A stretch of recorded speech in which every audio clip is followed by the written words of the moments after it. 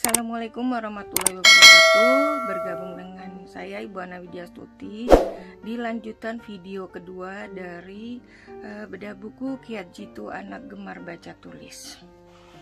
Nah, ini lanjutan materi yang kemarin, bagaimana tips anak supaya tertarik dan semangat datang ke perpustakaan. Yang pertama, jelas memberikan kebebasan anak untuk memilih buku sendiri sesuai kesukaan mereka. Kemudian pilihlah ilmiah kunjungan ke perpustakaan dan jadi anggota perpustakaan. Kemudian bagaimana menjadi anggota perpustakaan, nih supaya anak-anak tahu juga. Kemudian bacakan buku cerita bergambar yang disukainya. Meskipun anak belum bisa membaca, ajak ia memilih buku-buku di rak perpustakaan, khususnya buku anak. Kemudian ajari anak meminjam dan mengembalikan buku di perpustakaan. Katakan pada anak bahwa buku-buku yang ditata rapi tersebut boleh dipinjam. Nah, jelaskan juga tentang tanggung jawab menjaga buku selama meminjam serta batas waktu peminjaman. Biasakan anak untuk disiplin tepat waktu dalam mengembalikan buku yang dipinjamnya. Selanjutnya motivasi agar anak, stimulasi agar anak gemar membaca atau menulis juga, membaca khususnya ya, adalah print motivation. Memberikan pemahaman pada anak mengenai manfaat membaca. Kalau banyak membaca akan menjadi seperti apa? Misalkan jika menang kuis karena banyak membaca, kemudian menjadi penulis terkenal karena rajin membaca, atau ceramah kemudian menang di lomba ceramah atau lomba pidato itu juga karena rajin membaca. Kemudian berlangganan majalah yang sesuai dengan usia anak. Doronglah anak Anda untuk berbicara tentang sebuah buku ketika Anda membagi sebuah cerita. Tanyakan kembali cerita apa saja yang baru disampaikan pada anak dan lain sebagainya. Kemudian pergi bersama ke toko buku atau bazar buku. Nah, ini Bapak Ibu bisa mengajarkan atau membiasakan anak untuk ke bazar buku atau ke toko buku. Jadi tidak hanya ke tempat-tempat wisata atau untuk berbelanja, tetapi yang pertama kali yang dituju adalah ke toko buku atau bazar buku. Kemudian bacakan cerita atau dongeng storytelling sepanjang waktu. Tidak hanya sebelum tidur saja, tetapi di waktu siang juga bisa. Kemudian ini masih banyak sekali ya, terutama manfaat apa saja cerita mendongeng itu untuk bayi dan anak. Di sini nanti ada berapa halaman, ini banyak sekali. Selanjutnya, stimulasi agar anak gemar membaca adalah matikan televisi dan luangkan waktu membuat prakarya. Nah, ini bisa dijadwalkan bersama dengan anak kapan bisa membuat prakarya bersama-sama, sehingga anak akan merasa bangga dan menghargai waktu.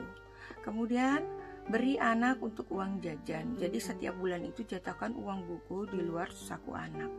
Ini memberi pengertian bahwa uang jajan itu bukan memang untuk membeli buku saja yang tadi. Jadi bebaskan anak memilih dan membeli buku yang disukainya. Belajar membaca lewat halaman-halaman internet bersama.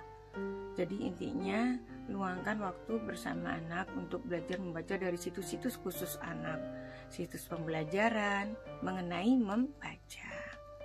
Kemudian selanjutnya adalah cari program-program komputer tentang belajar membaca, aplikasi-aplikasi yang membaca dan menulis yang menarik dan sesuai dengan anak. Dampingi anak, dengarkan dengan sabar dan dukung ketika anak berusaha mengatakan ide atau gagasannya. Kemudian berikan pesan Anda dalam secara kertas. Ini juga menstimulasi anak agar senang membaca dan gemar.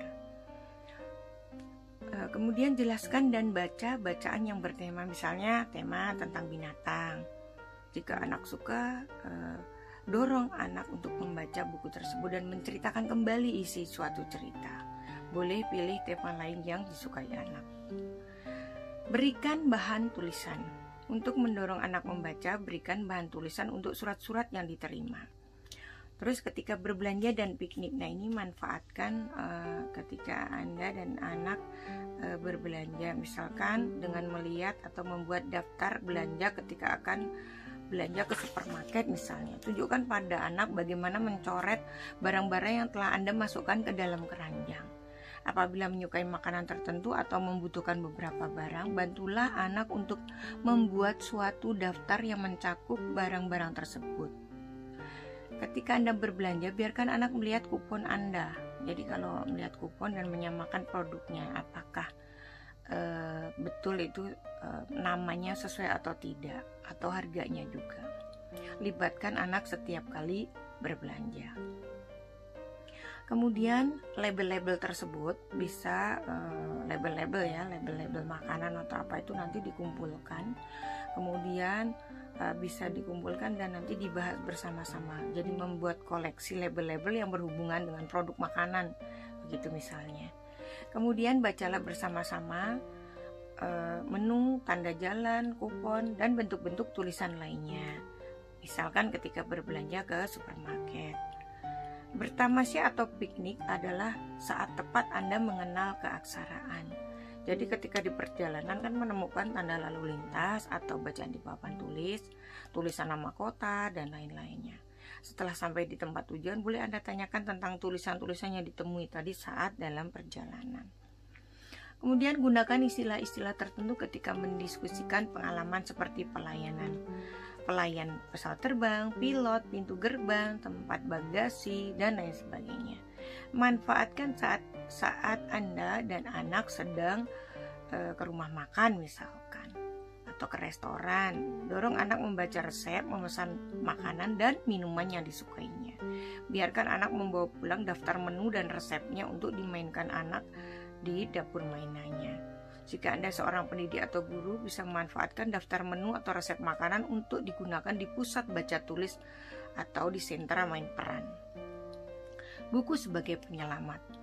Dorong anak untuk selalu membawa beberapa buku di tas. Jika pelayan restoran terlalu lama mengantar makanan, keluarkan buku dan selamatkan hari Anda. Pergunakan waktu sambil menunggu makanan yang dipesan datang.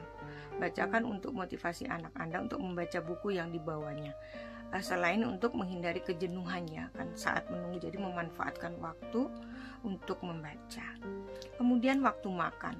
Waktu makan ini menyediakan kesempatan yang bagus untuk mengenalkan kosakata baru pada anak. Misalkan ketika sedang makan apel. Ingatkan anak Anda tentang cerita yang sudah pernah dibacakan mengenai bagaimana memetik apel. Bagaimana bentuknya, kemudian bagaimana cara membibitnya, cara mengupasnya, dan lain sebagainya. Bagaimana rasanya gitu. Biarkan anak membantu Anda menuliskan undangan, misalkan undangan ulang tahun. Hal itu kan memotivasi anak untuk menuliskan nama-nama teman yang diundangnya. Biarkan anak menulis, bebas menulis, tidak usah dicela. Utamakan proses menulisnya. Kemudian kumpulkan brosur atau iklan-iklan yang menarik bagi anak. Tunjukkan pada anak. Dorong anak untuk membacanya. Jika anak belum bisa, bacakan kata-kata yang tercantum. Ingat, pilih, dan pastikan brosur atau iklan yang tulisannya jelas dan besar. Selanjutnya, bercakap-cakaplah dan ajukan pertanyaan kreatif pada anak. Misalkan dengan rumus 4W dan 5 how. Stimulasi atau rangsangan dengan berbagai pertanyaan sesuai dengan aktivitas yang baru dilakukan anak. Sesering mungkin ya. Kemudian minta anak untuk menceritakan suatu kisah dan tulis sementara ia mendiktekan. Perlihatkan bagaimana Anda menulis dengan benar. Jadi mencontohkan dulu kita yang menulis, anak yang mendiktekan. Jadi supaya anak itu paham, oh mendikte ini seperti ini. Dan akan terbiasa dengan hal itu. Masukkan kata-kata konyol atau lucu. Ketika Anda membacakan cerita pada anak, masukkan kata-kata konyol dan lucu. Lihat apakah ia mengetahuinya. Ajarkan beberapa kata yang sama sekali tidak masuk akal, dan ia harus memperbaiki kata-kata yang benar agar dapat membuat percakapan, kisah-kisah, dan lagu yang dapat dengan mudah dimengerti. Apabila Anda meninggalkan anak dengan seorang anggota keluarga dan pengasuh yang tidak dapat membaca, buatlah rekaman kaset dari apa yang Anda bacakan pada anak Anda. Buat anak membawa buku tersebut sehingga ia dapat mengikuti sambil mendengar rekaman di radio. Ingat untuk memasukkan sinyal dalam rekaman tersebut seperti bel untuk membuat anak tahu kapan harus membalik halaman. Libatkan diri Anda dengan anak dalam permainan drama. Kemudian buat kisah personal. jadikan anak pemain utama dalam cerita, atau ganti nama anak atau binatang pada ilustrasi dengan nama keluarga atau teman. Pilih serial karakter favorit anak. Kemudian berikan surat kabar dan majalah kepada anak. Selanjutnya adalah phonemic awareness, kesadaran fonologis, yaitu kesadaran anak bahwa ada bagian berbunyi dari kata-kata di mana anak mampu mengolah bunyi-bunyi itu sehingga terbentuk suara dan kata yang diucapkan. Dalam pengajaran kesadaran fonologis ini dikembangkan dengan cara melatih anak untuk bersajak, bermain kata, memecah-mecah kata, serta mencampur huruf-huruf. Misalnya huruf yang sama dengan kata batu, satu, ratu. Dapat menjadi pola pembelajaran dalam membangun kesadaran fonologis. Nah, ini masih banyak sekali. Saya ambil yang penting-pentingnya saja. Jadi mengajarkan anak misalkan dengan berpantun, puisi, lagu aksi, bermain tebak kata, permainan jari yang disertai nyanyian. Kemudian libatkan anak dalam kegiatan di sekitar rumah. Pergi ke kebun binatang juga, atau ke sirkus, membuat kreasi buku sendiri. Kemudian pusat pembuatan buku kalau di sekolah. Kemudian jika anak melihat sesuatu atau acara yang menarik di televisi, ajak anak untuk menemukan buku tentang hal tersebut. Ada kalanya anak Anda menonton TV dan tertarik bagaimana gerhana terjadi, maka carilah buku itu dan bahas topik tersebut. Ceritakan pada anak yang baru saja Anda baca, apa saja, misalkan habis bepergian atau buku yang baru dibeli Anda sebagai orang tua. Kemudian bacakan buku favorit anak Anda dan sering-seringlah mengulangnya. Kemudian berikan kesempatan anak untuk menempelkan tanda binatang, bisa berupa stiker atau tanda yang bisa Anda buat sendiri pada setiap buku yang sudah selesai dia baca. Jangan pernah memaksa anak membaca atau menyelesaikan buku yang tidak ia sukai, karena ini akan membuat anak tidak menjadi benci membaca. Membaca bersama atau shared reading. Jika Anda seorang pendidik atau guru, rancanglah kegiatan membaca bersama. Ini merupakan sebuah proses membaca yang kolaboratif dan interaktif antara guru dan murid. Jadi di situ nanti ada diskusi mengenai tentang buku. Dan di sini juga ada langkah-langkah bagaimana melibatkan anak saat proses membaca bersama. Yang pertama, memilih sebuah buku untuk dibaca. Jadi pilih dulu, kemudian kira-kira yang anak favorit anak itu seperti apa bukunya. Setelah memperkenalkan buku itu, bisa mendiskusikan atau membicarakan tentang apa judulnya, nama penulis dan ilustratornya, dan meminta anak memperhatikan fitur-fitur lain buku dan memprediksi kira-kira apa sih isinya gitu. Setelah itu langkah ketiga, membacakan buku bagi anak-anak. Membacakan buku, tunjuklah kata-katanya, tekankan untuk membaca kalimat dari kiri ke kanan, dan biarkan anak-anak membantu Anda membacakannya. Nah, cara terbaik biasanya melibatkan 5W, who, what, when, where, dan why. Kemudian langkah keempat baru membaca lagi buku tersebut. Jadi libatkan anak saat membaca, misalkan dengan mengulangnya kembali, kemudian meluaskan dan memperkaya cerita. Nah, selanjutnya yaitu gunakan e-book. Karena zaman sekarang e-book itu sangat penting ya, maksudnya sangat diperlukan.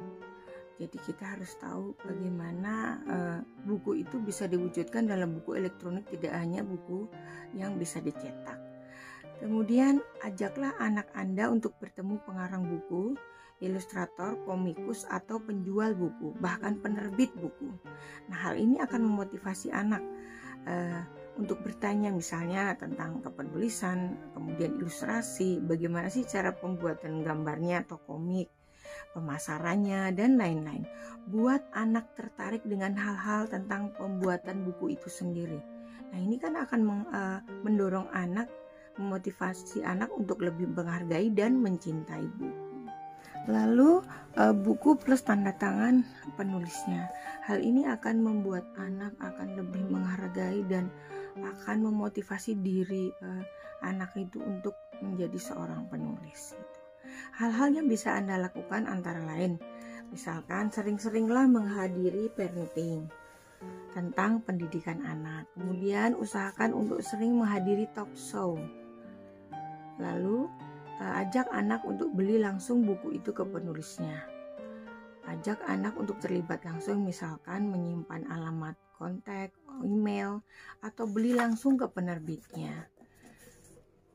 Kemudian membuat taman bacaan sendiri. Nah, di sini juga banyak sekali bagaimana sih cara membuat taman bacaan sendiri.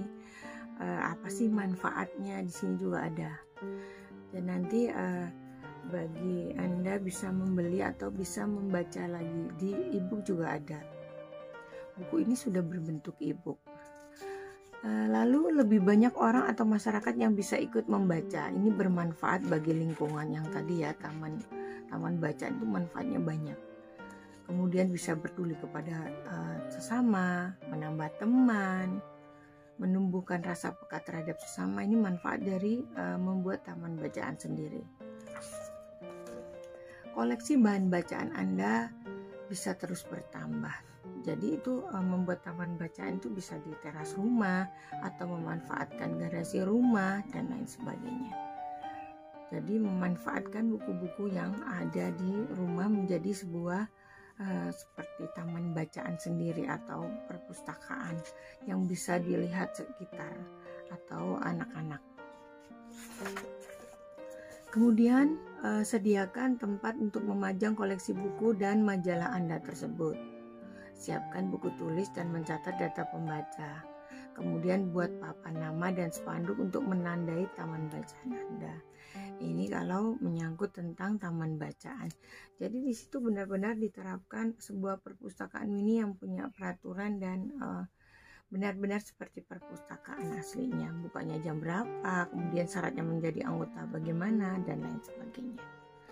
Kemudian adakan kegiatan yang variatif dan kreatif. Ini di taman bacaan ya.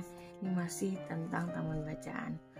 Kemudian siapkan kegiatan penunjangnya. Misalnya agar pengunjung itu tertarik menggambar, mewarnai, bercerita, dan lain sebagainya. Komitmen dan konsisten. Jadi mempertahankan memang lebih sulit dibanding membangun atau mendapatkan. Kemudian promosi, memperkenalkan taman bacaan dengan lingkungan sekitar gitu. Kemudian memperluas mitra. Nah, itu tadi tentang taman bacaan. Kemudian trik. Nah, ini sudah memasuki trik bagaimana mengajarkan membaca pada anak. Nah, Anda sebagai orang tua atau pendidik hendaknya punya trik dalam mengajarkan membaca ya. Yang pertama adalah kenali anak. Pahami kebiasaan anak itu seperti apa, moodnya seperti apa. Nah, ketika mood anak sudah baik atau pas baik, itu bisa Anda manfaatkan dengan mengajak anak untuk membaca. Bahkan kadang-kadang kalau sedang mood, anak itu akan mengajak Anda untuk ayo membaca, mama ayo membaca, dan lain sebagainya. Nah, itu bisa dilakukan ketika anak pas peka membaca, kita mengajarkan, itu membuat anak lebih senang dan tidak akan bosan gitu. Nah, bisa membaca itu bisa ada penunjangnya, misalnya seperti kartu membaca, dadu kata, dan lain sebagainya. Itu tadi tentang kenali anak ya. Kemudian kenali juga kelebihan dan kekurangan anak Anda. Nah, apa sih kelebihannya? Apakah dia di otak kanan, apakah di otak kiri? Apa kelebihan dan kekurangannya? Kemudian metode bermain. Nah, ketika mengajarkan itu, kita mengajarkan membaca, kita menggunakan metode bermain. Itu adalah metode yang paling tepat, yang tadi saya bicarakan, atau saya ulang lagi ya, tentang dadu huruf, suku kata, kartu bergambar, dan lain sebagainya. Hal ini untuk apa? Agar anak senang dan tidak bosan. Wawasan tentang perkembangan anak. Nah, ini sebagai orang tua atau pendidik, kita harus tahu atau memahami tahap perkembangan anak ini. Misalkan dengan membaca buku psikologi tentang anak, buku parenting, dan lain sebagainya.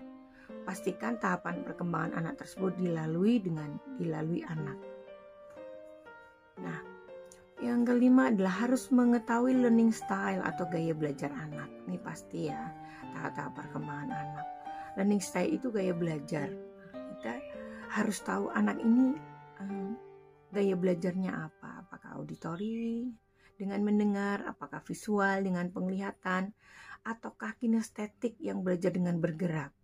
Nah, dalam mengajarkan, gunakan cara metode membaca sesuai gaya belajar anak. Misalkan, ciri-ciri anak yang memiliki learning style kinestetik itu identik dengan anak-anak yang tidak bisa duduk lama, selalu bergerak, dan tidak bisa diam. Maka Anda mengajarkan membaca harus dengan aktivitas fisik pula. Misalnya mengenal huruf dengan melompat pada huruf yang berukuran besar. Atau bisa juga anak berlari mengambil kartu huruf dan menempelkannya di kertas dan lain sebagainya. Selanjutnya adalah kreatif dan sabar dalam mengatasi kesulitan dalam belajar membaca. Nah, ini pasti kita mengalami kendala ya. Nah, itu kita harus mencari solusi bagaimana dengan sabar dan telaten.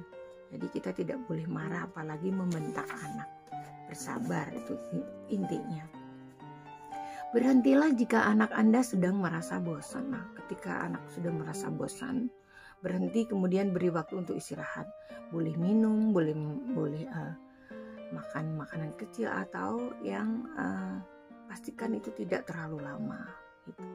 Atau bisa diselingi dengan bermain dan lain sebagainya. Gunakan strategi variatif untuk mengatasi kejenuhan. Jika sudah merasa jenuh, gunakan strategi, misalnya bermain tebak-tebakan, bernyanyi, sajak, dan lain sebagainya. Untuk tahap awal, yaitu belajar mengenal abjad. Bagaimana cara mengenal abjad? Nah, cara mengenal abjad yaitu dengan huruf kecil terlebih dahulu.